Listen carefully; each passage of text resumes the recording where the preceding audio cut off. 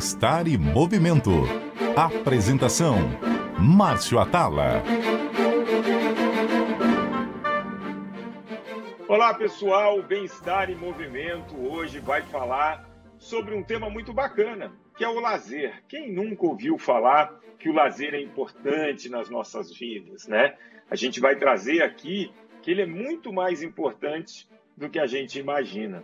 Mas para falar sobre esse assunto, eu tenho o prazer de trazer a professora Cristina Moraes, graduada pela Faculdade de Educação Física da USP, pós-graduada em Administração de Empresas, trabalhou com mais de 8 anos em empresas de esporte e lazer, na rede Sara Kubitschek em Brasília e no Rio de Janeiro, e atualmente ela é gestora de esportes do SESC São Paulo, na unidade São José dos Campos.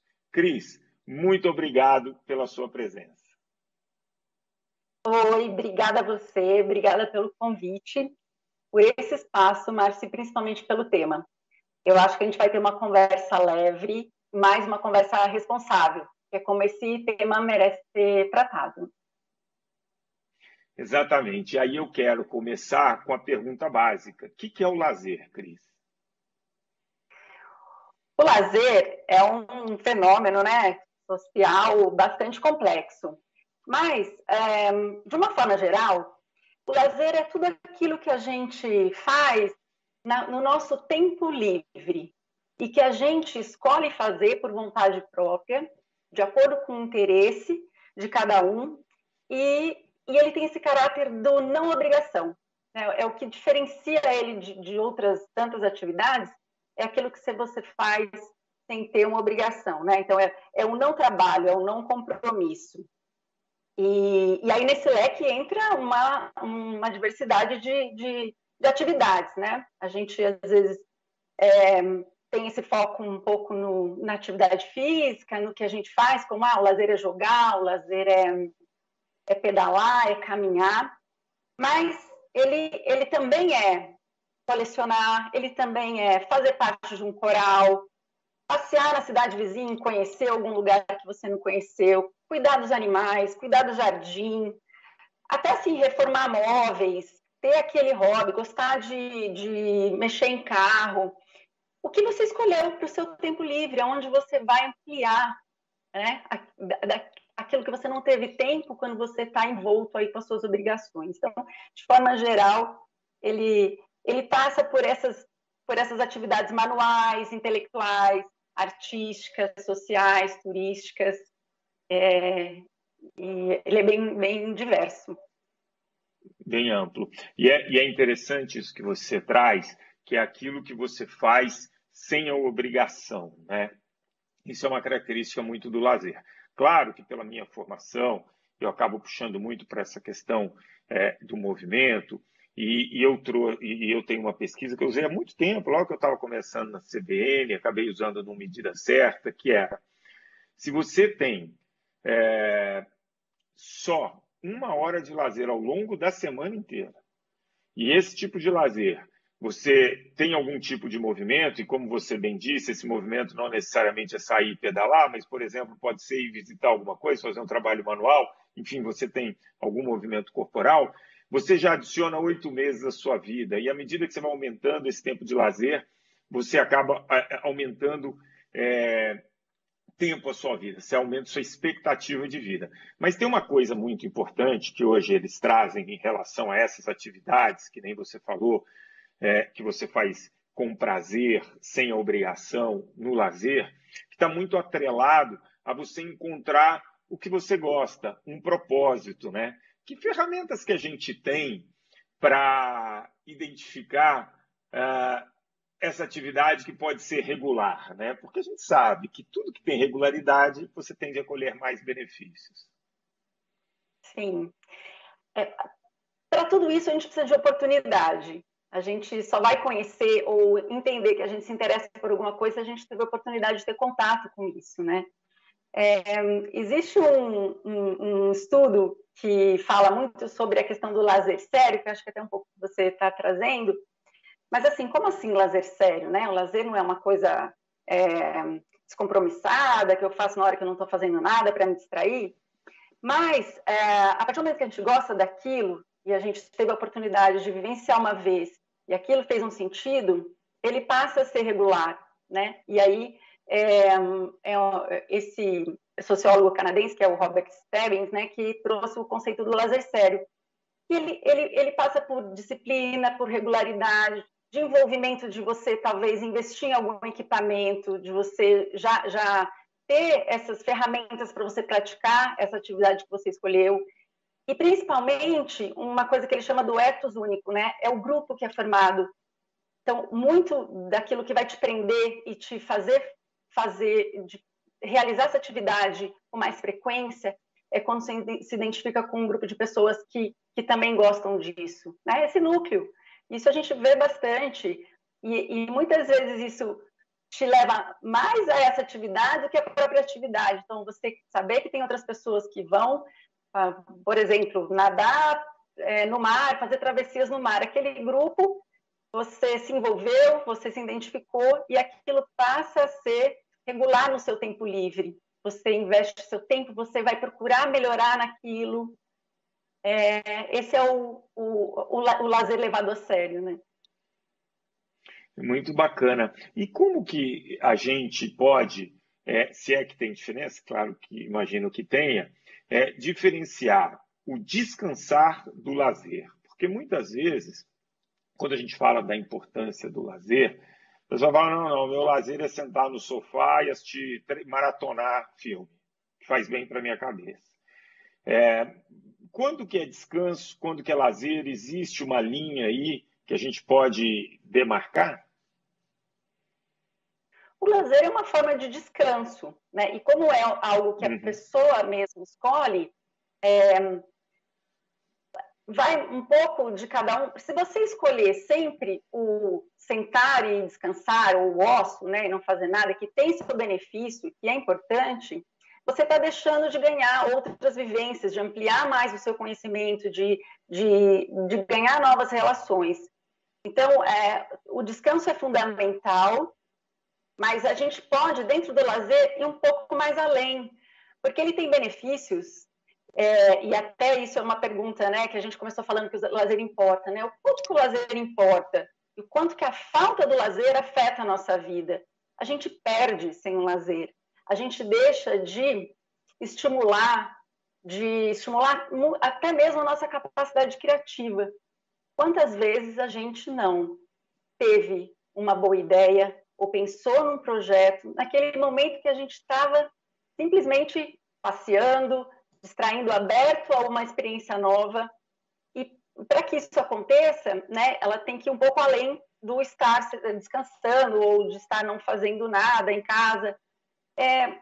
O lazer prescinde muito do sair, de ir para espaços diferentes, né, de você poder usufruir de outros espaços, que é um pouco o que foi tirado nesse momento de que a gente passou aí desses 2 anos de mais confinamento, porque as pessoas, o trabalho não parou, né? Os essenciais não pararam mesmo e as outras formas de trabalho vieram para dentro de casa. Mas o lazer confinado, ele não supriu a necessidade que a gente tinha, né? E isso afetou muito as pessoas de uma forma, né, de emocional mesmo, de saúde mental, de estar proibido ou de estar restrito o seu sair para ambientes diferentes. Então, é um equilíbrio, né, do descanso e de explorar, de você colocar a sua energia em outras atividades diferentes daquela do seu dia a dia. Isso tem um benefício na nossa capacidade intelectual e criativa muito grande. Você tocou algumas vezes na palavra mental e criativo. E aí eu fiz um bate-papo há algumas semanas com o Dr. Gabriel, que é um neurocientista. E a gente falava sobre o envelhecimento saudável do cérebro, né? E 2 aspectos que ele trouxe, e você toca aqui, que são muito importantes. Primeiro, quando você fala o lazer confinado, ele nos privou da companhia, né? Então, aquela coisa a espécie sobreviveu porque se agrupou e se sentia pertencente a alguma coisa, né? Então, em que medida, né, a gente falando do lazer, é importante essa conexão, o pertencimento a um grupo? Isso é uma questão. E a segunda questão, quando você fala do mental, da criatividade, é você desafiar, você experimentar, você sair da zona de conforto para conhecer novas coisas, que isso também está atrelado a uma saúde mental melhor. Queria que você comentasse esses dois aspectos que você tocou, a importância de eu me conectar com o grupo e a importância de eu fazer essa experimentação para, né, não ficar só nas coisas que eu já conheço, que eu já sei, e não ampliar o meu leque. O grupo ele é um grande motivacional, ele impulsiona aquilo que a gente quer fazer. Assim, eu sou suspeita, eu falo muito da minha experiência prática, tanto no trabalho, nas diversas locais que eu trabalhei com atividades de lazer, de que ele é a motivação. Não adianta a gente achar que a gente vai ter um ganho de alguma coisa que a gente não tem vontade de ir ou de estar lá, interesse de ir mais além do que aquele dia que eu fiz uma vez, né? Então, eu entendo o grupo como aquilo que te leva aí de novo, porque você cria vínculos. A gente precisa desses vínculos, né? A gente da identificação que a gente já falou, mas dos vínculos. E fazer coisas diferentes, isso é a riqueza, né? Que se perde quando a gente quando a gente não dá a oportunidade das pessoas terem um tempo livre. Então, elas fazem aquilo que é rotineiro, e é difícil mesmo você tirar alguém dessa zona de conforto, e você tem que ser persistente, tanto, por exemplo, o poder público, que tem que oferecer essas atividades de lazer nas cidades, ou até mesmo uma empresa que quer tentar que os seus funcionários tenham um momento mais de lazer dentro daquele tempo que ele está ali na empresa. Ele precisa ser persistente, porque no primeiro momento, talvez ele não tenha adesão. Você precisa ter planejamento para isso, porque você precisa se preparar e ganhar um pouco dessa resistência, precisa acreditar muito. Quando a gente propõe coisas de lazer, você tem que acreditar naquilo que você está propondo. Você tem que, aquele valor tem que ser importante para você, tanto o gestor público quanto o gestor de uma empresa, para que isso entre como uma educação. A gente não foi educado para o lazer, a gente foi educado para o trabalho. Você passa pela escola, você passa pela universidade, e você foi educado para desempenhar, para produzir no trabalho. Mas por trás do lazer, que parece uma coisa banal, tem um universo de conhecimento que a gente precisa ser educado para ele, até para valorizá-lo. Então, você tem experiências diferentes e que, principalmente se elas forem construídas pelas próprias pessoas. Então, quando alguém vai de uma prefeitura propor uma atividade programática num parque, por exemplo, é fundamental que ele converse com esse local, ou que ele faça um diagnóstico, ou entenda o que essas pessoas têm interesse. Não basta só chegar lá e colocar alguma coisa que talvez não tenha nenhum contexto com quem está ali. Porque se as pessoas participam dessa construção do que vai ter, o ganho é muito maior, porque aquilo também é mais genuíno. E na empresa também. Muitas vezes os gestores querem colocar uma atividade, né, porque precisamos ter, então cria um espaço, bota lá uma mesa de alguma coisa, e não entende por que as pessoas não fazem. Não, mas a gente colocou um tabuleiro lá, mas ninguém usa. A gente colocou uma mesa de tênis de mesa, mas ninguém usa. Como que foi construído isso, né? Isso foi uma comissão, alguém chamou a galera lá e perguntou, né, vamos formar, vamos trazer pessoas que estão interessadas e formar juntos. Um olhar também que muitas vezes falta é que algumas coisas são oferecidas para os funcionários e os terceirizados não, né? E o grupo de terceirizados também faz parte e tem uma demanda até maior dessa oportunidade. Então, abraçar isso é muito rico, mas não vai ser fácil, né? É um trabalho de conquista. E, Cris, me chamou muito a atenção alguns pontos que você colocou em relação ao lazer. Eu anotei aqui. Você falou de planejamento, você falou de gestão pública, de empresa e cocriar, né? Criar em conjunto com aquela população. Eu tenho uma certa experiência em projetos populacionais e eu quero tocar nesse assunto com você. Tanto no ambiente corporativo quanto no ambiente de prefeituras, público, a gente percebe uma falta de planejamento.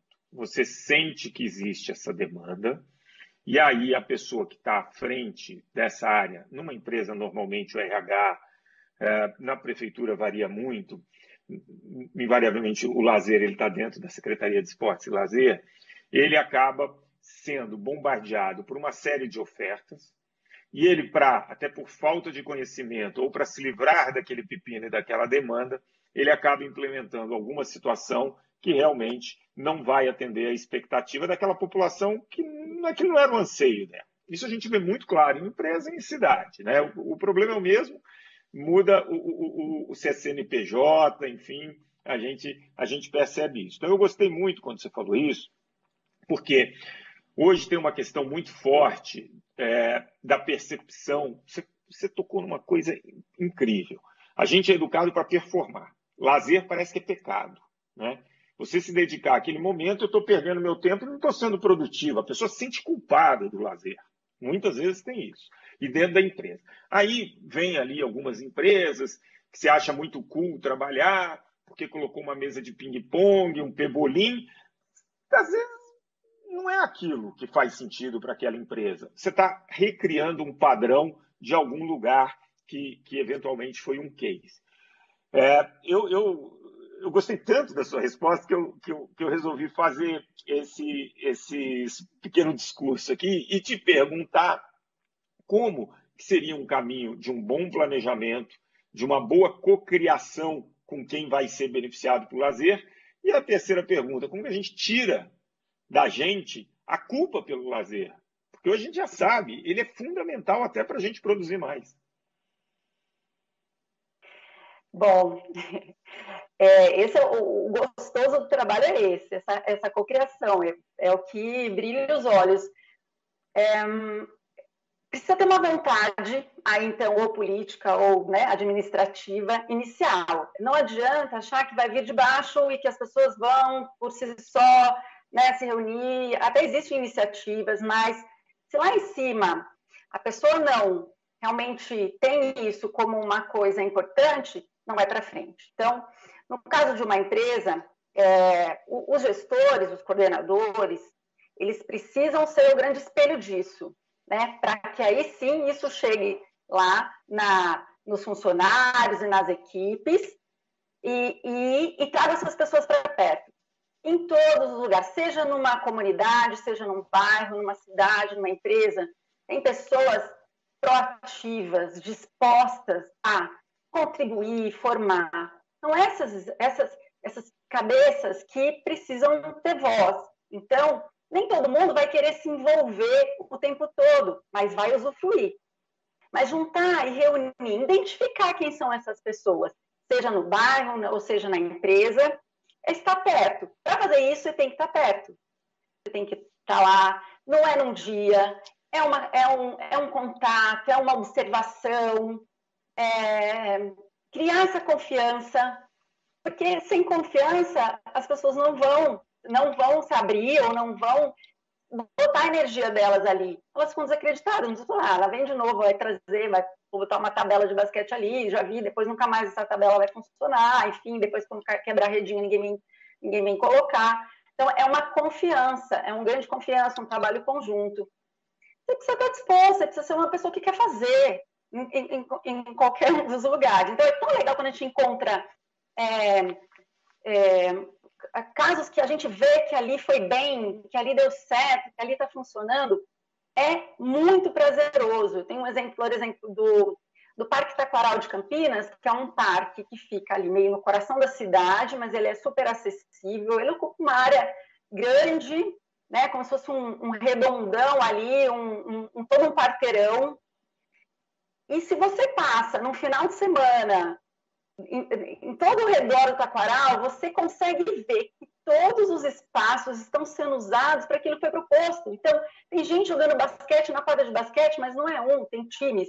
Tem um grupo fazendo futebol feminino, tem o beach tênis funcionando, tem o pessoal caminhando, tem as crianças andando de bicicleta. Então, assim, ele é vivo, dá orgulho, dá arrepio de você passar. Isso não foi à toa, né? Alguém ou alguma equipe realmente se empenha para isso de verdade. O outro exemplo que eu tenho é um parque em São José, que chama Parque Vicente Aranha, que tem um carinho muito grande da cidade. Ele é um parque pequeno, antes era um antigo local de tratamento de pessoas e virou um parque. Mas ele tem uma programação tão coerente com o público que frequenta, e ela foi sendo construída junto, que não precisa ter medo que as pessoas não vão. Esse parque nunca vai estar vazio, porque está incorporado ali. Então, é boa vontade, é empenho, é conhecimento, tem pessoas preparadas para fazer isso. O lazer, ele é uma área de estudo, tem pessoas formadas, tem universidade, né? Já tem um curso de graduação de lazer, tem gente que estuda sobre isso. Trazer para perto essas pessoas, valorizar o tema, por aí, eu acho. Você trouxe um exemplo de gestões públicas, né, que alguém realmente ali pensou e incorporou. Quando eu fiz uma intervenção em Itaquera, ali numa região bem vulnerável, quase 600 mil pessoas, uma das coisas que a gente procurou foi isso que você falou. Quem são as pessoas que são embaixadoras dessas comunidades e que têm um trabalho muito relevante aqui dentro, porque tem que ser através dela e nada imposto, e aí você via que isso multiplicava. Indo para o setor privado, Cris, você acha que um grande desafio é desconstruir o conceito do lazer para esta pessoa do RH, esse gestor da empresa, passa por um trabalho de convencimento dos profissionais de lazer, atividade física, enfim, quem quer que seja que esteja à frente, de desconstruir e mostrar todos os benefícios que esse lazer pode trazer, inclusive de produtividade na empresa? Sim, sim. Muito, muito fortemente o lazer entra, às vezes, como ginástica laboral, que é muito, muito importante, que é preventivo, que é cuidado, mas não é lazer. Ginástica laboral não é lazer. E há espaço para o lazer dentro da empresa, né? Você só quer, se acredita que se em meia hora, numa semana, se você tirar meia hora para que essas pessoas parem e você acha que isso vai perder, então precisa começar lá atrás. Uma forma que eu vivenciei há pouco tempo, até durante a pandemia, lá na unidade do SESC de Campinas, que eu estava, é que esse virtual nos proporcionou formar algumas comissões, e aí facilitou o contato de pessoas de áreas que no dia a dia não se encontravam, né? Então, a gente segmenta muito. Quem é da programação fica aqui, quem é da infraestrutura lá, quem é da alimentação ali, quem é de serviços ali. E você trazer um representante de cada uma dessas áreas e dar espaço para essa pessoa opinar, construir junto, é um caminho. Né? O departamento pessoal, o RH, vai estar junto, que hoje em dia nós chamamos de gestão de pessoas. É bom, é importante, mas essa é mais uma pessoa com o seu conhecimento, né, naquela sua área, mas não é a única pessoa que pode estar lidando com isso, porque é importante o conhecimento sobre a sua equipe. Então, se eu trouxer alguém da infra, ele vai trazer os valores da infra e daquele grupo para essa comissão. Então, juntar os atores de dentro da empresa e dar esse espaço.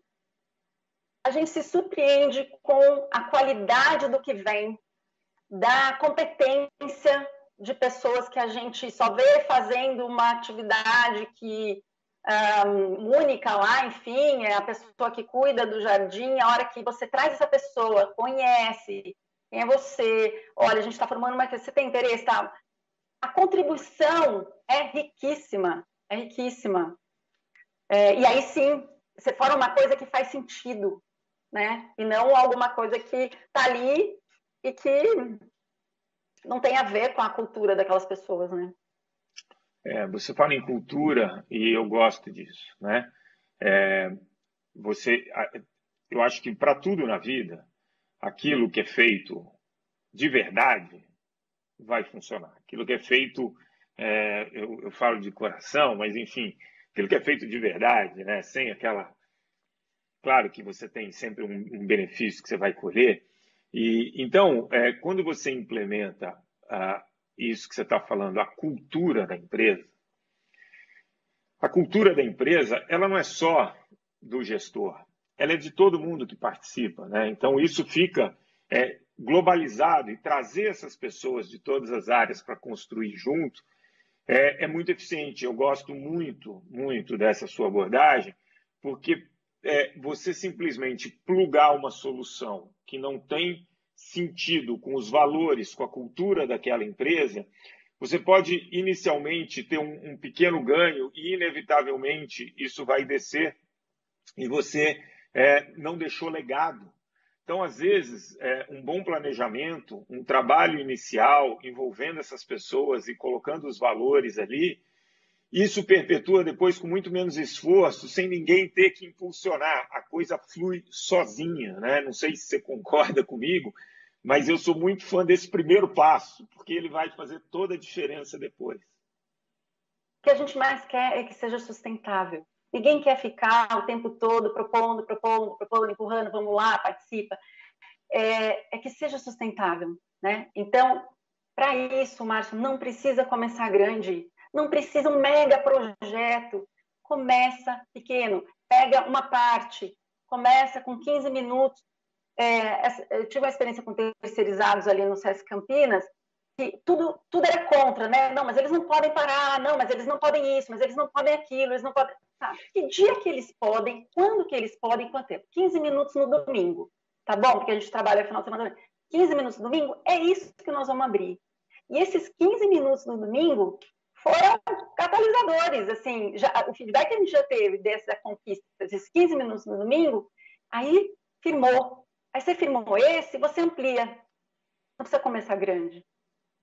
Isso é muito legal. Cris, nosso papo passou voando.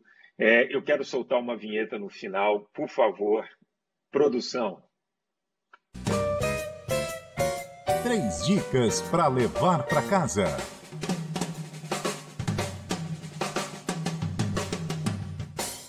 O papo foi muito gostoso, Cris. Eu tenho certeza que todo mundo que ouviu está pensando assim, poxa, o que eu faço agora para encontrar meu momento de lazer? Então, eu queria que você deixasse 3 dicas para quem nos ouviu e falou, pô, eu quero dedicar um pouquinho da minha rotina para ter um lazer e colher todos esses benefícios que a Cris trouxe para a gente. Bom, 3 dicas. Se permita, né? Se permita estar com tempo livre. Você só vai ter a ganhar com isso. Conheça pessoas novas, converse com pessoas diferentes nos locais que você vá, seja aberto e planeje o seu próprio lazer. Ele não vai acontecer se você não planejar e não achar um lugar para encaixá-lo no seu dia a dia. Isso também depende de cada um. Eu gosto muito, as 3 dicas são muito legais, essa terceira eu acho emblemática. Se você não colocar na sua agenda, ele não vai aparecer do nada lá. Então, é importante que nesse início tenha a disciplina de colocar na agenda, que nem a gente falou, depois ele flui. Depois eu estou indo lá jogar meu vôlei, não é pelo vôlei, é porque eu vou encontrar as pessoas, já tem aquele grupo e aquilo já é um benefício tão maior do que o vôlei esquece, né? Então, eu adorei as dicas. Eu quero agradecer demais esse bate-papo. Tenho certeza que a gente vai ter novas oportunidades, porque é um assunto muito rico. Cris, muito obrigado. Obrigada a você. O Bem-Estar em Movimento de hoje fica por aqui. Eu tenho certeza que você gostou desse bate-papo. Então, olha, compartilha com seus amigos. Abaixe agora mesmo e ouça o podcast, que já está disponível em todas as plataformas de áudio e no aplicativo da CVM. O programa de hoje teve a produção da Joana Cafuri, do Bruno Teixeira, a edição do Rafael Furugem e os trabalhos técnicos da Priscila Gubiotti. Bom fim de semana a todos, não esqueçam do lazer e grande abraço. Bem-estar e movimento. Apresentação: Márcio Atala.